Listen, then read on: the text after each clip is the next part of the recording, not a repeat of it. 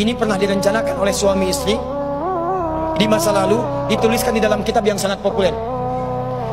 Persoalannya, begitu ibunya mengandung, istrinya mengandung, lahir anaknya usia 2 tahun, maaf, mereka punya rencana, anak ini insya Allah kita akan didik jadi lebih baik, keluarga kita lebih baik, anak ini akan jadi ulama. Qadarullah usia 2 tahun ayahnya meninggal. Ini kisah nyata. Ibunya ingat, saya tetap pertahankan untuk berubah jadi lebih baik, walaupun ayah tidak ada, saya single parent, saya rawat anak ini sebaik-baik.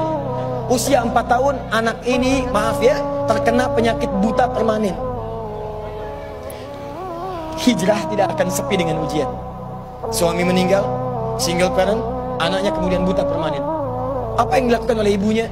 Ibunya tetap berpedoman, Allah pasti akan berikan yang terbaik. Anak ini kemudian terus didoakan, bangkit di malam hari, perbanyak kemudian tingkatkan ibadah. Ingat ya rumus ini, orang tua yang rajin ibadah maka boleh jadi kebaikannya akan diturunkan pada anaknya. Ibunya yang berdoa, anaknya yang mendapatkan bagiannya. Matanya buta tapi diganti oleh Allah dengan ingatan yang luar biasa. Kalau Anda bacakan satu kalimat, satu baris ini, satu lembar buku dibacakan oleh Anda satu halaman, maka seketika dia akan ingat seketika tanpa diulang, dengan titik, dengan komanya. Anak ini kemudian dibawa ke sekolah Al-Quran, dimasukkan talaki ke syekh di sana. Syekh di situ kemudian membacakan pada saat itu surat Qaf, surah ke-50. Qaf dibacakan sampai akhir ayatnya.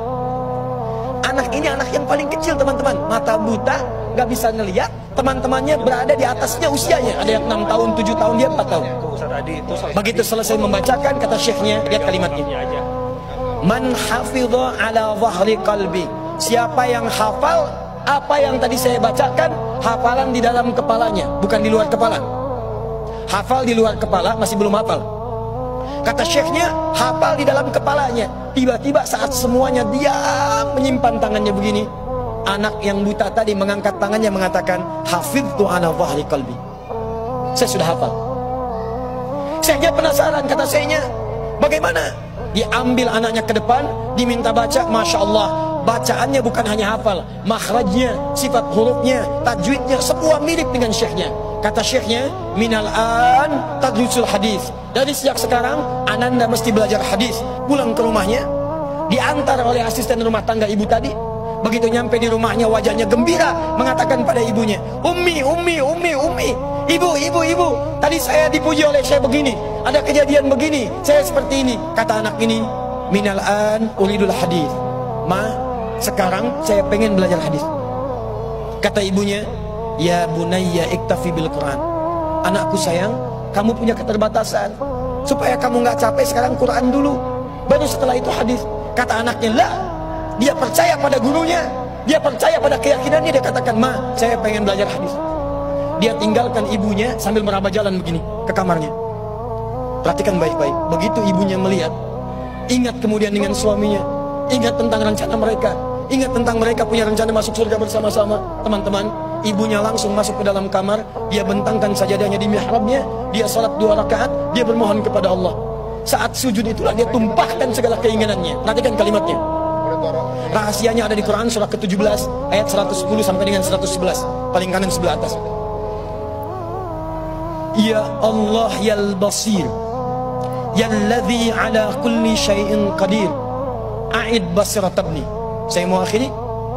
Ketika tumpah air matanya, dia katakan, ya Allah yang maha melihat, mohon kembalikan penglihatan anak saya. Yal basir, yalladzi ala kulli syai'in qadir, a'id basiratabni. Begitu mengatakan kalimat itu, capek ketiduran. Kemudian pada saat itulah anaknya sedang mengulang surat Qaf di kamarnya. Begitu ibunya mengatakan ya basir, anaknya sampai pada ayat ke-22. Laqad kunta fi ghaflatin min hadza fakashafna 'anka ghita'aka wa basaruka al-yawma hadid. Ibunya menyebut ya basir, anaknya sampai di ayat wa basaruka al-yawma hadid. Dulu pandanganmu tertutup, sekarang kami akan buka, kamu akan melihat setelah ini dengan setajam-tajamnya. Ayat ini sebetulnya kemuliaan akhirat, tapi diturunkan mendapatkan kemuliaan dunia. Tiba-tiba setelah baca ayat ini, ibunya berdoa, bersamaan kalimatnya, tiba-tiba terbuka pandangannya.